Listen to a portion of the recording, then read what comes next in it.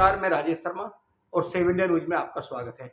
अगर मैं 1952 से अब तक की बात करूं तो पश्चिम उत्तर प्रदेश की अगर मैं बात करता हूं तो पश्चिम उत्तर प्रदेश में सबसे वीआईपी अगर कोई लोकसभा सीट रही तो वो बागपत रही। ये अलग बात है कि 1998 तक बागपत मेरठ का हिस्सा रहा और बागपत के नाम से लोकसभा सीट रही, लेकिन मैं लोकसभा सीटों की बात करता हूँ कि किस किस लोकसभा सीटों पर कितने वीआईपी रहे।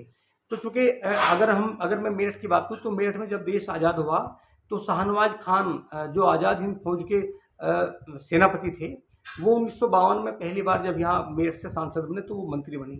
2 बार वो यहाँ मंत्री बने और इसके बाद जब 1980 में फिर मोहसिना किदवई यहाँ से सांसद चुनी गई मेरठ से, तो 2 बार मोहसिना किदवई मेरठ से कैबिनेट मंत्री रही भारत सरकार की।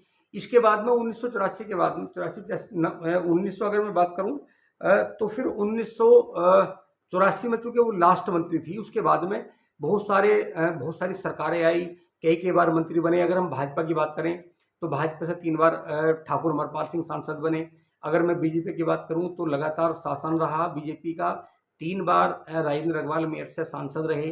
अगर मैं बात करूं कांग्रेस की तो अवतार सिंह भड़ाना यहाँ से सांसद रहे, तो लगातार बसपा से भी यहाँ सांसद रहे। लेकिन जब केंद्रीय मंत्रिमंडल की बात होती है तो 1984 के बाद में मेरठ में कभी कोई केंद्रीय मंत्री नहीं बन पाया। अब हम मुजफ्फरनगर की बात करें तो चूंकि जिस समय वीपी सिंह देश के प्रधानमंत्री बने तो वीपी सिंह सरकार के दौरान मुफ्ती मोहम्मद शहीद मुजफ्फरनगर से सांसद जो बने थे तो वो मुजफ्फरनगर से देश के गृह मंत्री रहे। हालांकि वो भी बहुत वीआईपी सीट थी। और उसी दौरान सहारनपुर में रशीद मसूद केंद्रीय स्वास्थ्य मंत्री रहे। हालांकि वहाँ गुर्जर नेता के रूप में जब बात करते हैं जसपाल सिंह का अपना वजूद रहा, वो प्रदेश और देश सरकारों में मंत्री बने। चाहे गाजियाबाद की बात करें तो गाजियाबाद में तो अब अगर हम बात करें जनरल वीके सिंह की तो वो मंत्री रहे। लेकिन बागपत एक ऐसी लोकसभा सीट है जहां आज़ादी के बाद से लगातार ये सीट वीआईपी रही। और चूंकि वीआईपी इसलिए रही कि जब हम बात करते हैं चौधरी चरण सिंह जी की, तो चूंकि चौधरी चरण सिंह जी ऐसा नाम रहे देश में कि उन्होंने लगातार, अगर हम 1967 की बात करें तो 1967 में वो उत्तर प्रदेश के मुख्यमंत्री बने। और ये सौभाग्य था क्योंकि उस समय जिला मेरठ था, लोकसभा सीट बागपत थी और बागपत लोकसभा सीट की जिस छपरौली से वो विधायक बन के जाते थे, वो नाम तो मेरठ का ही था क्योंकि मेरठ जिले में उस समय छपरौली आती थी, लेकिन बागपत लोकसभा की वो विधानसभा थी। और वो फिर 1970 में फिर दोबारा मुख्यमंत्री बने। तो बागपत इसलिए लगातार सुर्खियों में रहा। उसके बाद अगर 1979 की बात करें तो 1979 में फिर वो वित्त मंत्री रहे, देश के उप प्रधानमंत्री रहे। फिर 1979 में वो फिर देश के प्रधानमंत्री रहे। और अगर उनके बाद में फिर बात की जाए तो चूँकि जब चौधरी अजीत सिंह पहली बार जब सरकार वीपी सिंह की सरकार थी, वीपी सिंह प्रधानमंत्री थे, तो उस समय 1989 में फिर चौधरी अजीत सिंह पहली बार वाणिज्य मंत्री बने, उद्योग मंत्री बने, जिन्होंने बहुत सारे काम भी किए। अगर आज शुगर मिल हैं वेस्ट यूपी में तो कहीं ना कहीं उनके लाइसेंस दिलाने का काम कहीं ना कहीं श्रेय चौधरी अजीत सिंह को जाता है। और फिर अगर 1995 की बात करें तो 1995 में चूँकि वो केंद्रीय खाद्य प्रसंस्करण मंत्री रहे, वो उद्योग मंत्री रहे। और अगर 2001 की बात करें तो फिर वो कृषि मंत्री रहे बीजेपी सरकार में।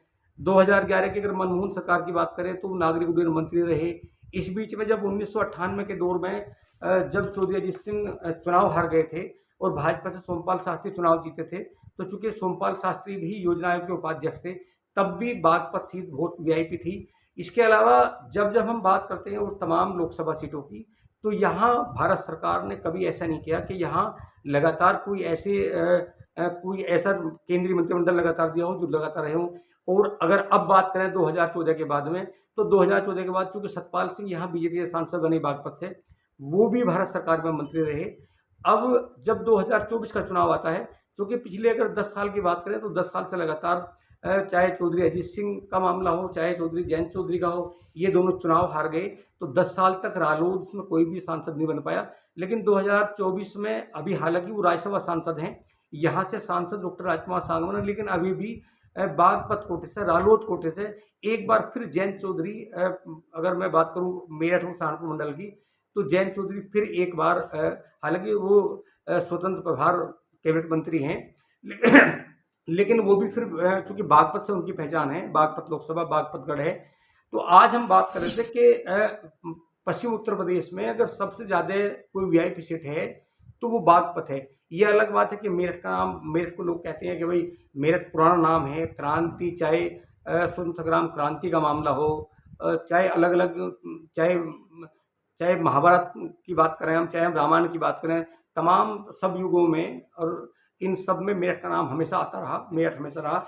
लेकिन आज़ादी के बाद अगर हम बात करें संसद में मंत्रिमंडल की, तो सबसे ज़्यादा high profile seat Baghpat Lok Sabha seat रही, जिसने सबसे ज़्यादा मंत्री संसद को दिए और हालांकि काम भी हुआ। तो अभी चूँकि कल नई कैबिनेट मंत्रिमंडल गठन हुआ है, इसमें चूँकि पश्चिम उत्तर प्रदेश में अगर हम यहाँ की बात करें, सहारनपुर मंडल की बात करें या मुजफ्फरनगर मंडल की बात करें या मेरठ मंडल की बात करें या अलीगढ़ मंडल की बात करें, तो यहाँ से कोई कोई वीआईपी कोई भी मंत्री नहीं बना। सिर्फ एक बागपत लोकसभा क्षेत्र से जाने जाते हैं रालोद सुप्रीमो सिर्फ जयंत चौधरी अभी भी जो है यहाँ मंत्री बन पाए हैं। इसके बाद में आगरा मंडल की बात करें तो आगरा मंडल से चूँकि डॉक्टर एस पी बघेल मंत्री बने हैं, उधर शाहजहांपुर से जतिन प्रसाद चूँकि पीलीभीत से चुनाव लड़े हैं, वो जीते हैं। तो पश्चिम उत्तर प्रदेश में आज हम बात कर रहे थे कि सबसे वीआईपी कौन सी सीट रही, कौन सी लोकसभा सीट सबसे वीआईपी रही, तो सबसे वीआईपी सीट रही बागपत। हालांकि मुजफ्फरनगर में चूँकि 1989 में जब मुफ्ती मोहम्मद सईद यहाँ सांसद हुए तो वो देश के गृह मंत्री बने, और 2 बार 2014 का मामला हुआ, 2019 का हो तो यहाँ से संजीव बालियान राज्य मंत्री बनाए गए। बावजूद इसके कभी संसद का क्रम और किसी जिले पर नहीं रहा। तो आप लगातार देखते रहिए 7 न्यूज़। नमस्कार, मैं राजेश।